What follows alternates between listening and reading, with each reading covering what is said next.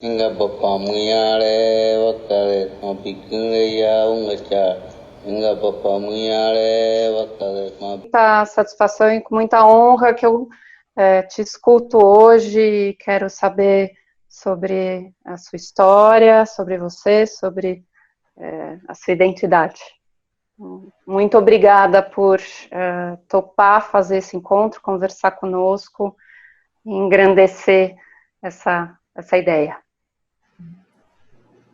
Obrigado.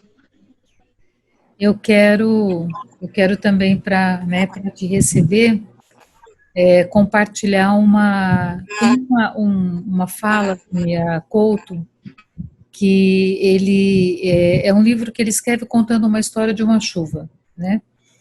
E aí nessa cidade tem uma indústria que ela acaba tendo uma chuva negra dessa indústria que adoece as pessoas.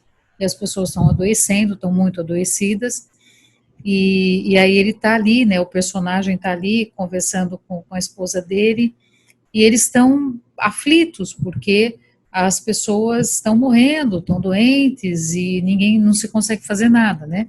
E aí a esposa dele vira e fala assim, olha, vai lá falar, vai lá conversar. Ele falou, olha, eu posso ir, mas eu vou chegar lá, né, assim, quem é que vai receber um pobre como eu, né? Aí ela olha para ele, ela fala assim, pobre? Ela fala, pobre é quem é sozinho, pobre é quem não tem companheiro. Ela fala, vai, fala com os vizinhos, e vão juntos. Não há como não ser ouvido se vocês não forem juntos, né? Eu acho muito bonita essa fala do Mia Couto, né? Que eu penso que traz muito daquilo que de fato nós sentimos, né? E acho que desse desejo de compartilhar, né? E de poder de fato ter que esse trabalho, né? Que esse projeto ele possa ser uma forma de compartilhar e de que nenhum de nós nunca fique sozinhos, né? Então seja bem-vindo.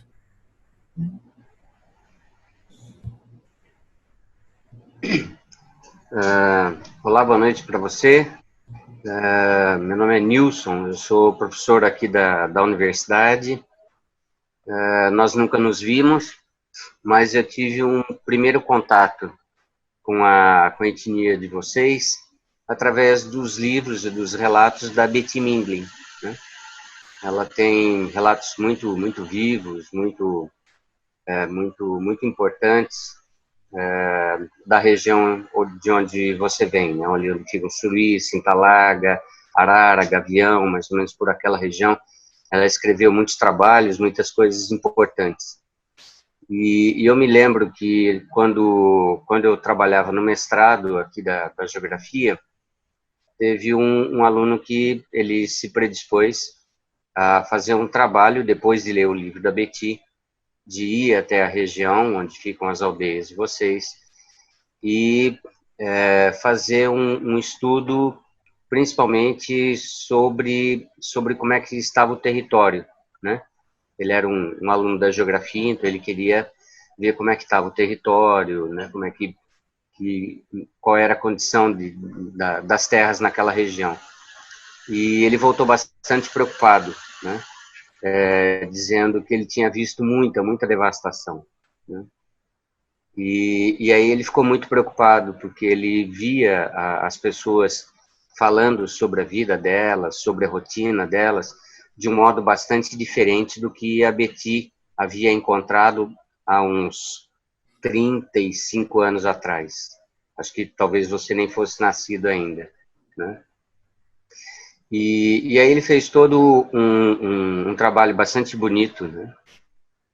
Em que ele relatou um pouco da condição bastante difícil que boa parte das aldeias daquela região estão, né?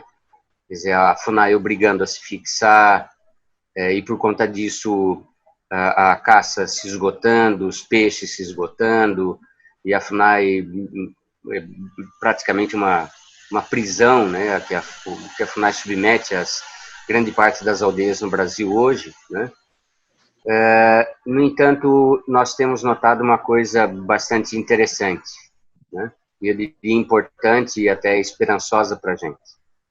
Em meio a toda essa dificuldade, toda essa diversidade, principalmente nesses 2 últimos anos, em que o assassinato de lideranças e principalmente de professores indígenas tem acontecido com uma incidência muito grande aqui na região amazônica. Em meio a tanta dificuldade, nós temos encontrado muitas lideranças indígenas tendo um discurso não só de esperança, né, de vontade de viver, de persistência, de resiliência, né, mas fundamentalmente tem trazido para nós, né, os não índios, reflexões muito importantes sobre o que é que cada um de nós tem feito, né, da relação com todas as etnias no Brasil, da relação com negros, da relação com o que a gente chama de minorias, né, até mesmo nas cidades, na periferia, né. Nós temos cultivado um caldo de morte muito grande. Né? E eu diria que se a gente pode ter alguma esperança, se nós podemos esperançar, eu diria que o exercício dessa esperança tem vindo de vocês, que tem sido muito mais massacrados do que nós, né?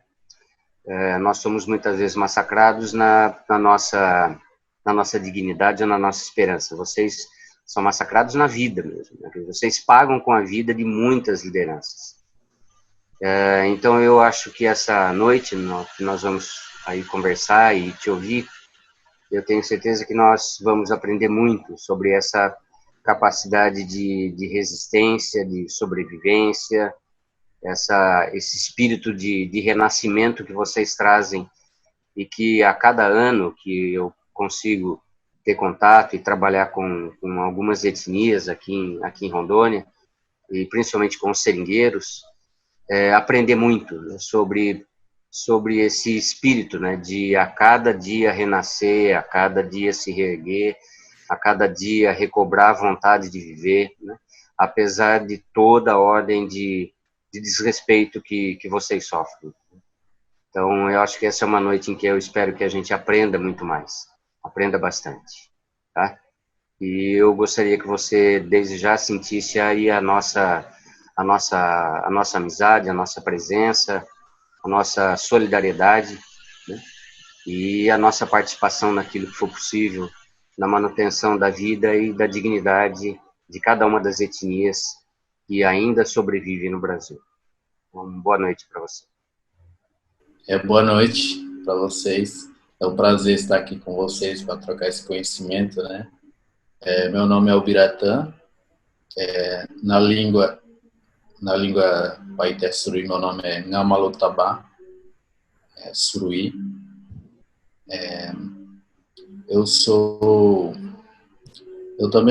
Eu faço licenciatura em Gestão do Campo na Unir de Rolim de Moura, área de Ciências Humanas.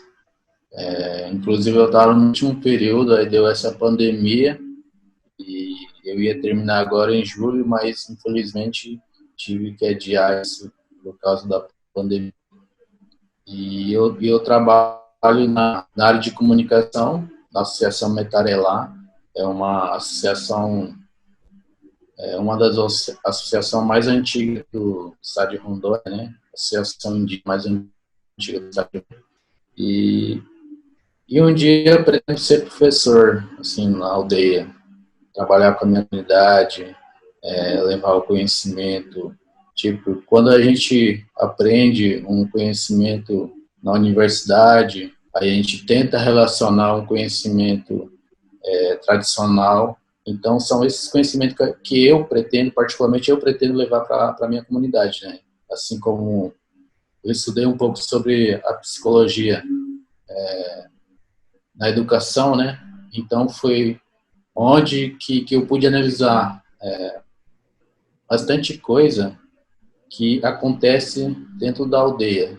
Então, quando eu não tinha conhecimento científico do que é ser psicologia especial da educação, para mim era tipo uma coisa que está ali, assim, acontecendo do nada, né? Então, a partir do momento um pouco sobre a teoria do conhecimento da psicologia, eu consigo relacionar dentro da minha realidade. Então, é muito importante a gente trocar ideia, trocar conhecimento entre culturas, né? A cultura Paité-Suri, que é no caso do meu povo, e a cultura não indígena, que é o caso de vocês. Então, eu fico muito agradecido por estar presente aqui com vocês para essa troca de ideias aqui. Eu sou fotógrafo, o primeiro fotógrafo Paité-Suri, já tem uns 8 anos que eu trabalho com fotografia. Então, daqui 5 anos, depois de 5 anos, eu comecei a pensar, porque como você estava falando da Betty, há muitas coisas que a gente tem, fotografia, música, que a gente tem hoje gravado, foi feito por ela, né? Então, depois daquilo lá, muitas coisas se perdeu. Perdemos muitos anciãos, e como eu sempre falo, a nossa educação, ela nunca foi escrita, né? Eu acho que a maioria dos povos indígenas, a educação dela nunca foi escrita, foi mais na parte de oral e prática. E quando um ancião morre, a gente automaticamente perde, tipo, uma biblioteca de conhecimento. Então, foi onde que tive mais, assim, prazer e mais interesse de aprender tecnologia, usar fotografia, usar vídeo para, por exemplo, eternizar aquele conhecimento para futuras gerações, né? Porque essa ferramenta é muito importante para a gente poder registrar o momento que está acontecendo, por exemplo, festa tradicional. A gente pode filmar um artesã fazendo seu colar. Então, é uma ferramenta importante que pode gravar aquele conhecimento e passar para as futuras gerações. Então, foi um dos motivos que foi o momento que eu interessei para trabalhar com isso, né? Então, atualmente eu trabalho com fotógrafo e tenho vários jovens que trabalham comigo também, que eu vou ensinando, as pessoas pedem para eu poder ensinar, então tenho muito prazer de ensinar outros juventude indígena para usar a mesma ferramenta para registrar a cultura deles, né? Para que não se perca.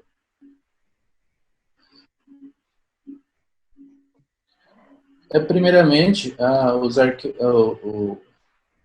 o que eu gravo é tudo em Paité-Suri, né? E para ser divulgado para o público em geral tem que ser traduzida, mas é um processo sim. Mas primeiramente o trabalho é feito para a comunidade mesmo, né? Mas eu já penso assim em poder traduzir e passar essas informações para as pessoas, porque geralmente, como eu sempre digo, que as pessoas têm um certo preconceito com o povo indígena, né? Porque não tem conhecimento assim. Eu acho que as pessoas acham que a gente está ali, a gente vive na floresta, a gente não trabalha, a gente só vive de caça e pesca. Então, são um conhecimento que geralmente a escola pública leva para os alunos desde criança, né? Então, não é o conhecimento assim, verdade. A gente também trabalha, a gente faz um monte de coisa, a gente paga a luz, paga a água, a gente é um cidadão normal. Então, todo esse processo eu pretendo divulgar ainda com as pessoas, né? Com lideranças, com as mulheres, com os homens, com as crianças, o pensamento de todo mundo. Os Paiter, né, eles tiveram o seu primeiro contato oficial com o não indígena em 7 de setembro. Eu acho que de 1969. E como os mais velhos, como eu gosto de conversar com os mais velhos, eu pergunto, como que foi isso, né? Aí eles falam assim, foi um momento que a gente perdeu a nossa autonomia, né? Quando a gente morava na floresta, nós vivíamos de acordo com a nossa lei. Então, a partir do momento que a gente tem contato com a sociedade brasileira, a gente perde totalmente a nossa autonomia. A gente vive de acordo com a lei, no caso do Brasil, né? Então, isso também foi uma das coisas que levou teve impacto cultural, teve impacto ambiental, social, muitas coisas assim. E também a questão da igreja, né? A igreja evangélica, hoje temos, acho que, vamos supor, uns 95% dos indígenas que é do nosso povo são evangélicos. Então, e a igreja, ela induz muita coisa, né? Porque a gente, todo dia, geralmente, a gente bebia a bebida tradicional, que é tipo uma cerveja, né? A pessoa bebe, que é xixa, né? Bebe, fica bêbado, começa a cantar e dança, tudo isso. Então a igreja falou assim, vocês não podem fazer isso, porque isso é pecado, né? A questão do pajé também, que é uma coisa assim, o pajé, ele que era o curandeiro do povo ali, e a partir do momento que a igreja entrou, ele falou assim, não, essa é coisa do diabo, é diabólico essas coisas que você faz, porque era uma coisa sobrenatural, né? Porque o pajé, ele curava as pessoas com a ajuda dos espíritos da floresta, né? Tem nomes dos espíritos do céu, da floresta, da terra, da água. Para nós tudo tem esse espírito. Então é uma das coisas que gerou muito impacto cultural. Primeiramente foi o contato, né, com a sociedade não indígena. Sim, o ritual de pajé, ele deixou de ser feito muito antes de eu nascer ainda, né? Então eu não sei como que é feito, não sei quais são os rituais que os pajé usavam. Então são tudo uma coisa que a gente pensa, como que é feito? Como que seria isso? Por exemplo, o coronavírus mesmo. A gente pensa assim, se tivesse pajé no nosso povo, será que ia ter várias, tipo, a gente perdeu quatro pessoas da nossa família, então a gente fica pensando, será que ia existir isso ou não? Isso é uma dúvida, né? Mas assim, era uma pessoa assim importante do povo ali, que era o guardião, né? E hoje em dia não tem mais. Então acho que é uma coisa que era bom e que não existe mais, né? Assim, mas foi sim, quando a gente fez o filme Espagé, que foi em 2016, né? As filmagens que eu também participei como produtor de campo, né? Ajudei o pessoal na produção de campo. E depois que foi lançado foi uma coisa que muita gente não gostou, como eu estava falando, a maioria dos indígenas evangélicos, e questionar o evangelismo dentro de uma aldeia que a maioria é evangélico é muito difícil, né? Que as pessoas falam que você está falando mal da igreja, que você está falando coisas que não tem nada a ver, mas o filme em si, não sei se vocês assistiram, O filme em si, eu particularmente acho que só fala da realidade, né? Do que é que acontece na comunidade. Então, foi uma... Mas eu gostei muito do que é tratado, né? A questão do evangelismo, a questão da proteção do território, que é uma das ameaças que a gente sempre tem, e que a cada dia vai aumentando a pressão do desmatamento no território indígena, né? O pajé do nosso povo, ele é escolhido pelo espírito, né? Os espíritos da floresta, da água, dos céus, da terra, eles se juntam e escolhem uma pessoa, mas depois que teve esse último, que foi o Perpera, né? Suruí, que fez o filme, não teve mais. E desde então não tem mais pajé na aldeia, né? Porque não é igual acho que não sei se tem em outros povos que a pessoa vai se formando para ser pajé do povo dele.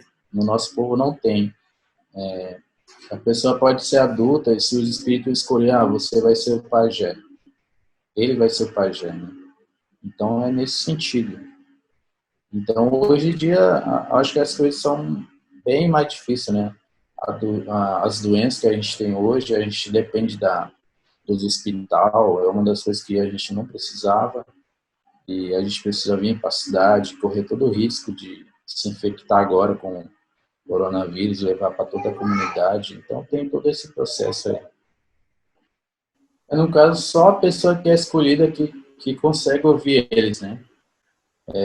Por exemplo, aquelas músicas lá que o pajé, que é da música do pajé, só ele que entende, só os pajé que entende. A pessoa como nós, que não é pajé, que é uma pessoa comum dentro do povo dele, a gente não consegue decifrar as letras da música dele. Então, no caso, se o espírito chegar e falar para ele, você vai ser o pajé. Então, só ele que vai entender, que vai escutar. Então, a partir daquele momento, ele vai ter, sentir todo, como fala, aquele espírito dentro dele e começa a cantar, começa a falar diferente, começa a falar outras línguas. Então, são desse processo, né? Acho que semana retrasada eu estava filmando com o Perpera, né? Que foi o último pajé. Aí eu perguntei para ele isso, será que tem chance de algum indígena do nosso povo ser pajé? Será que os espíritos têm chance de se comunicar com a gente e falar para um indígena, você vai ser pajé? Aí ele falou assim, do jeito que as coisas estão, que as pessoas estão mais ligadas na religião cristã, eu acho muito difícil disso acontecer. A gente perdemos a maior parte do ritual, né? Que ritual de cura, dificilmente a gente consegue fazer, então eu acho difícil isso acontecer. Foi isso que ele falou para mim, né? De pagelança, não. Assim, mas de cura, de formação da pessoa para ser guerreiro, da passagem da adolescência para a juventude, né? Tem vários rituais que são feitos, que meu pai sempre me ensinou, né? Falou assim, como que é feito, como que é. E no caso, não é feito hoje, meu pai falou assim, era desse jeito, era muito diferente. A tatuagem mesmo do Paiter era obrigatório todo mundo fazer, hoje em dia ninguém mais tem. Então, são todo um processo assim, de identidade mesmo, né? A gente fala aquela tatuagem que tem no rosto é a nossa identidade. Então eu fico pensando, se a gente não tem, será que a gente perdeu a identidade nossa? hoje em dia nenhum jovem tem, né? E tem medo de fazer, porque os mais velhos falam assim, não, é muito dolorido, é tudo na base do espinho, assim. Eles põem medo, mas é desse jeito que a gente fica imaginando como que era feito, sem nenhuma tecnologia, sem nada, né? É com genipapo, que é um certo tipo de cera, aquela cera que sai do jatobá, aí mistura e fura com espinho, né? E espinho de tucumã, aquelas bem grandonas, assim, e vai furando por um.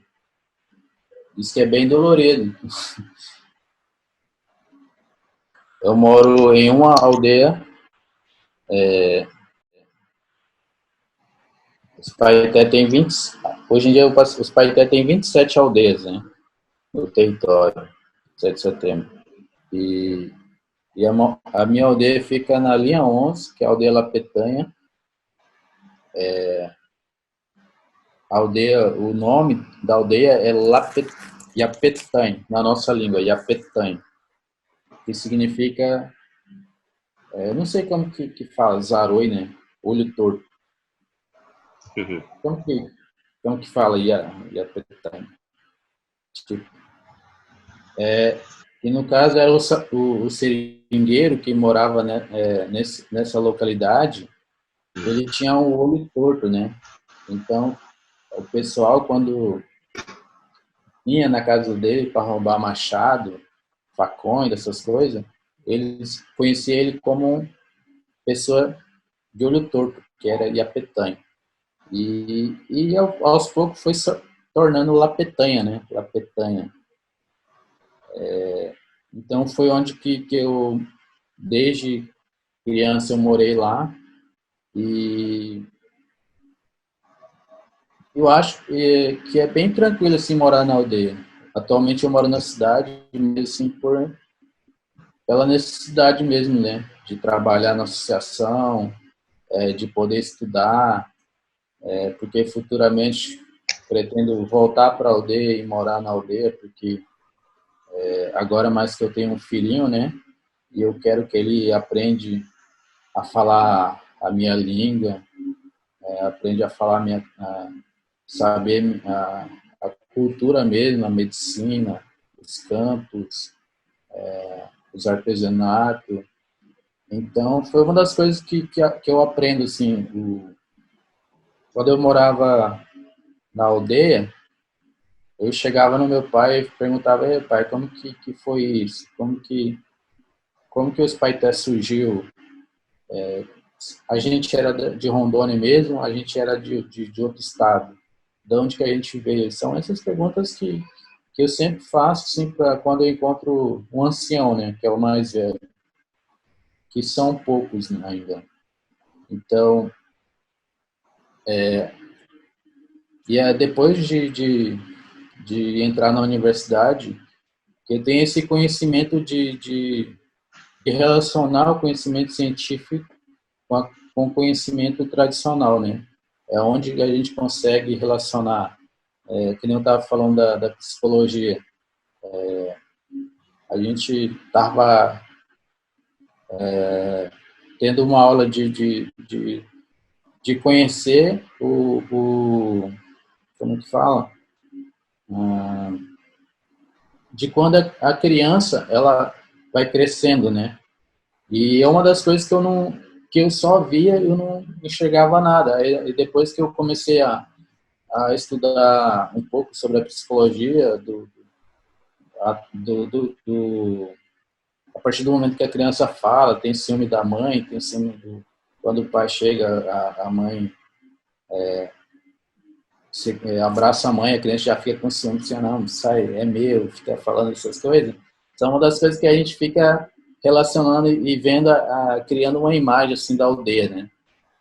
Os meus irmãozinhos, quando eu chegava na minha mãe, eu falava assim, não, vai pra lá, porque a mãe é meu, ficava abraçando a mãe assim. Então são uma das coisas que eu acho assim, importante a gente ter o conhecimento científico que a gente aprende na universidade e relacionar com o conhecimento que é da aldeia aqui, que são o meu pai e a minha mãe que ficam me ensinando lá dentro da aldeia. Então, isso é muito importante e é uma das coisas que eu pretendo voltar para a aldeia para ensinar as crianças, para ensinar os jovens de como que a gente tem que entender esses dois mundos, né? Que automaticamente, para viver nessa sociedade, a gente tem que relacionar a nossa cultura com a sociedade do branco, né? Que é não indígena. Hoje a gente criou o movimento, né? Movimento Indígena de Rondônia, de Juventude Indígena de Rondônia. Então a gente trabalha com vários povos. O Cinta Larga, tem o Suruí, tem o Gavião e tem o Caritiana, tem vários povos assim. E foi esse ano mesmo que a gente iniciou. Então é uma das coisas que a gente pretende se unir até para criar força para lutar pelas políticas públicas do nosso povo, dos povos indígenas aqui de Rondônia, né? E também tem uma atividade que eu sempre faço, que é a questão da multimídia mesmo, né? De ensinar fotografia, do vídeo, do audiovisual. A gente estava ensinando eles a produzir música. Foi onde que a gente gravou com alguns anciãos para cantar música. E são essas coisas, né? E uma das coisas que a gente fez junto foi o mapeamento cultural. Não sei se vocês já viram aquele mapa cultural do povo Paité Suruí, onde a gente inseriu várias informações dentro do mapa dos Paité Suruí. Em conjunto, não tem, até hoje não tem trabalho, mas assim, sempre que tem algum evento do corredor Tupimondé, a gente une todos os povos para a gente poder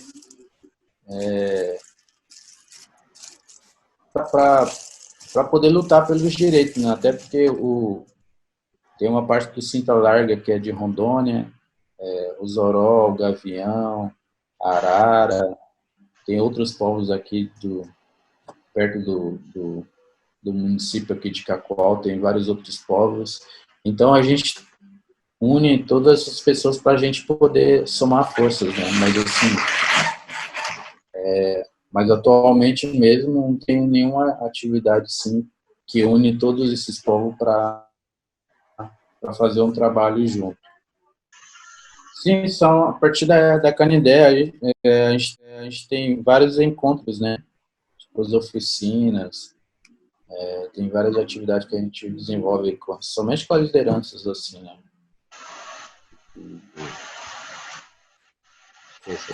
Também o que une